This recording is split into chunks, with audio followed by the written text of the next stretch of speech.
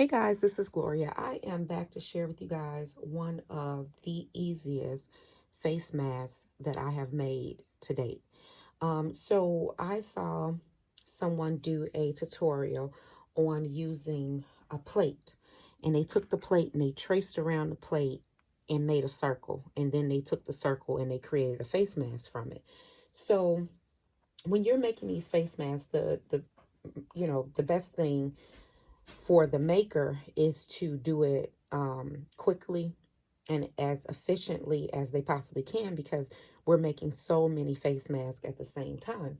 So I went into my craft room to see if I maybe had a large circle die, and I thought I did, but apparently uh either I don't know where it is or I didn't have one. But I did have this large scallop die, and I'm not even sure where I got this from. But it is a really large die. It fits in my Big Shot Pro machine. So if you guys have one of these dies at home, this is a 10.5 inch scallop circle. You may have the 10.5 inch circle, or you may have some circle dies at home that are large enough to cut this mask from. So I use this particular die. If you don't have a die this large, again, you could take a 12 by 12 sheet of paper and you can make a circle, and that'll be your template. But if you have this die, this works great because it can cut up to 8 layers of fabric at the same time. I used flannel fabric where I cut 6 layers, which means I was able to cut out 6 face masks at the same time. So I used that die. And then, oh, and going back to the die, if you go on AccuCut's website, they may have the scallop or the regular circle die in a 10.5 inch. Big Shot Pro dies, they may have a circle die as well. And also AliExpress, just try to find, a 10.5 inch circle. They may have something that large, but I'm not exactly sure. The other things that I used was this stretch lace elastic cording from Dollar Tree. It does come, they call it a 4-pack because there's 4 colors and each color is 5 yards. I did use 15 inches for each mask, cutting them in half to 7.5 inches to use on each ear loop.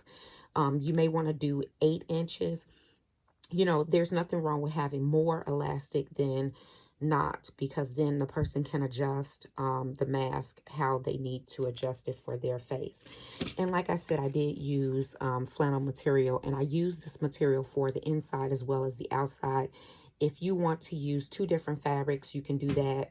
Just cut out, both your circles, and then, use whichever fabric you want to use for your inside and your outside. But I just use the same circle.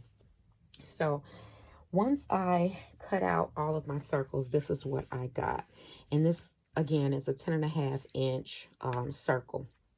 So what you want to do is you want to cut out as many layers as you can, or as many layers as you want. And each one of these scallop circles will now become one face mask. This is going to become your inside and your outer side of your face mask. I also created it where there's a hole in it where you can put a filter in the inside, similar to this. I did find that they do have some of these on AliExpress as well, and they have them where they'll ship from inside the US to you within about 7 days. And there's, I believe, 40 in a pack for $9 maybe. I paid $7 for 10 in a pack, so it's a pretty good deal. The shipping though is about $7 and some change. I will link it down below just in case you guys are interested in purchasing them, because it's a little bit cheaper if you get them off of AliExpress. If you do the ship from China, it's free, so it'll be like $9 for a 40-pack, but it's going to take about 2 months. So you're going to take your scallop circle like this, and what you want to do is you want to fold your scallop circle. And mind you, this is the front side of my fabric, and this is the back side. To make it easier on yourself, you're going to fold your fabric where the pretty side is on the inside, and you're going to fold it in half this way. And you're going to try to line everything up as best you can, and you're going to fold it in half that way. Okay, so once you get this, it's going to look like this. And you're going to take your scissors, and have some scissors that are dedicated to fabric, because it's going to make your life easier. So what you're going to do, again, it is folded in half and then in half again. And you're going to try to make sure that everything kind of lines up, because it's going to be easier when you go to sew this together. So make sure that everything kind of lines up as evenly as possible. And this one is not lined up, so we're going to do that again. So what I'm doing is I'm just taking this and I'm lining it up in half. And it helps to have an iron. Iron is your best friend.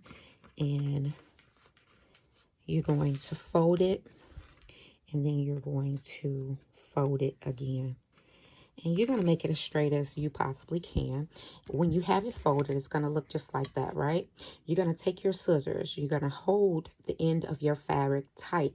And as you're holding it tight, you're going to pull your scissors tight this way. And you're going to make a cut just like that. Then you're going to flip it around, and these two edges need to be cut as well. So you're going to, again, hold it tight, and you're going to cut it down the middle. And the reason why you're holding it tight is just, you know, so that your fabric is not kind of shifting on you, and it's going to be a little bit easier once you go to sew. So once you have those pieces cut, you're going to have your pieces like this, and see, I was ready for you guys. But you're going to take them apart. You're going to make sure that they're lined up as best you can get them. And you're going to go to your sewing machine, and on one of these, now mind you, look at the bottom edge of mine. If you don't have a scallop, it's going to be circular at the bottom edge. Okay, but I'm using these scallops, so I'm going to show you how to do it with these scallops. On one of your edges, you're going to sew along the bottom edge of this circular part. And what I did was I just made sure that my stitch was just beyond that little scallop part. Okay, then on the other one, you're going to sew from here to here and from here to here. Or to here, and you're going to leave about 3 scallops open, and then that way you could actually flip your mask on the inside out. If it's not scallop and it's circle, just leave about 1.5 to 2 inches so that you're able to flip your mask to the opposite side. So one side is going to be sewn all the way around, one side is going to be sewn with a gap about 2 inches. Also, if you want, before you do the sewing on the second one, the second piece, which is, this is going to be now your inner piece, this is going to be your outer piece, you're going to want to flip your piece just like that, and you're going to sew down this edge here and sew down that edge right there. So let me show you what that looks like.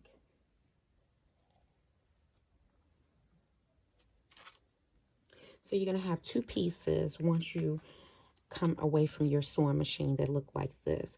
And so on this one, I sewed, this is my inner fabric, I sewed here, stopped, sewed there, stopped. Now it's up to you if you want to sew your scallops down or if you want to leave them free.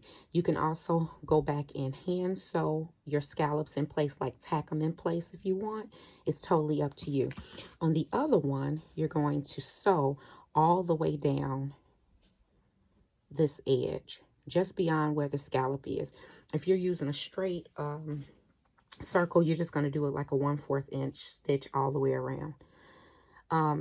Just as long as you're stitching the same distance on each one of your pieces, that way they kind of fit together better. So once you get to this stage, you're going to take it over to your iron, and you're going to iron your edges outward. So what I did was I laid it down, pressed it first, and then I took my iron and I just took one piece, laid it down, ironed, ironed, ironed, ironed all the way around. And because I'm using scallops, I don't necessarily have to go in and clip all the way around. You can if you want, but I didn't have to do that. On this one as well, I went around and I ironed all of this open. Okay, so that they'll kind of lay flat. The next thing that you're going to do is you're going to take those two pieces and you're going to turn your outer fabric to the pretty side, and you're going to leave your inner fabric to the raw edge, and you're going to match up the seams. And so all I'm going to do is just put one seam on top of the other, and what I normally do is I normally put a pin right there along that seam to keep that seam in place so that those seams match up, you know, perfectly. And then what you're going to do is you're going to take your fabric and you're going to line it up, and you can pin it, or if you have those clips, you can put clips in it. If you don't need to pin it, then don't worry about the pin, but you're going to sew this all the way around. You're also going to go and put a pin right here. So you would want to put a pin here and a pin there just so that your center lines can match up. But you're going to sew all the way around this mask, and you're going to use about a 1/4 inch seam allowance. I think it's 1/4, but you can also use just the edge of your pressure foot if you're using a regular sewing machine and a regular presser foot. Just use the edge of that to sew all the way around. So once you have that done, you're going to have something that looks like this. Now on this one, I did not sew down my scallop in the inside. Now I do plan to go back and kind of tack it down in place, but I did not sew this part. But this is what it's going to look like. Of course, your stitches are going to be better than mine. Mine are like really wonky on this one, but it's okay because that's going to be the inside of your mask.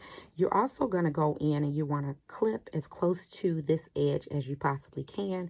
You want to make any slits or clips along your edge of your mask so that when you turn it around, it's going to lay better. So once you do that, you're going to use that opening that you left, and you're going to turn this right side out, and you can use a dowel rod, you can use your nail like I'm doing, and you just want to push all of those corners out as far as you can possibly get it, and then you're going to iron this down. Once you get it all turned, you're going to iron it down. Now, another option would be to take this back over to your sewing machine and do a top stitch all the way around the mask. But I don't find it necessary to do that. If you want to do that, you definitely can. But this is what it's going to look like. Remember, if you sewed your little flaps down, then this part will be, you know, kind of sewn down like that. But you don't necessarily have to. It's up to you. But that is the area where you're going to put your filter down inside. So the next step is going to be going over and putting your elastic in.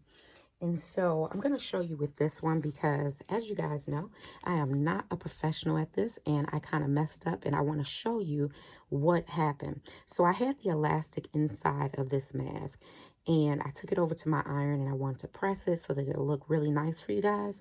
And as you can see, the elastic from the Dollar Tree, it melted and it burned. So do not take an iron to your elastic from the Dollar Tree. So I had to take that elastic out, and I had to feed more elastic through. And it was, you know, it was super easy to do. All I did was I just kind of pushed this little circle like this to kind of make it more cylinder. And I just took this elastic and I just fed it through, and it fed through really easily. So once you have your elastic in, but, oh, let me go back. If I were to do this the way that I did it the first time, I would actually just lay my elastic right at this area and then just flip this over just like this. And I would tug on my elastic back and forth just to make sure that it's free. And then you just put you know, just tack it down right there. You can do it by hand. You don't have to take it back over to your machine, or you can do it with your machine. But you just want to tack just that very edge right here down, just enough to hold the elastic. And that's what I did the first time. I tacked it just like this to put my elastic in. So once my elastic is in place and it's all sewn, the next thing that I want to do is I just want to put a knot in this elastic, and it's super easy. You want to make your knot small as possible and as close to the edge as you possibly can. So I just take both pieces into my hand and and make a knot. I'm sure you guys know how to make a knot, and because I am on film, my elastic doesn't want to play well. Again, the elastic on here is about 7.5 inches long. I cut a 15-inch piece and then cut that in half. But you may want to do about 8 inches, so about 16 inches, cut that in half so that you can have your elastic. So you're going to make a knot like that, and you're going to pull it as tight as you can and as close to the edge as you possibly can. Okay, and then the next thing that you're going to do is you're just going to feed your elastic. You know, you can leave it out, that tail out if you want, but you're going to just feed your elastic back down through your mask just like that, so that you're hiding that little knot. But if the person that you're giving it to needs to adjust this, they definitely can. They can tie another knot in it to make it smaller, or they can you know, take the knot apart and make it a little bit bigger. So that's all that you're going to do to create this mask. And then this is what your finished mask will look like. And I love the fit of this mask. And honestly, I like the fit of this mask better than any of the other masks that I've made, including the folded one. I mean, this one is super easy, and it fits underneath the chin really well, and it fits on top of the nose area really, really well. Another thing that you can do is you can definitely put a wire right up here. I use pipe cleaner, and you can put that up top and make a little wire nose area to kind of go down on your nose a little bit better. But this mask, you honestly don't even need it. It like covers your face so well. I love this mask. So I wanted to show you guys what that looked like. I love how this one came out. And I thank you guys for watching. And as always, if you have any questions or comments, just leave them down below. And I'll get back with you as soon as I possibly can. Take care, guys. Bye.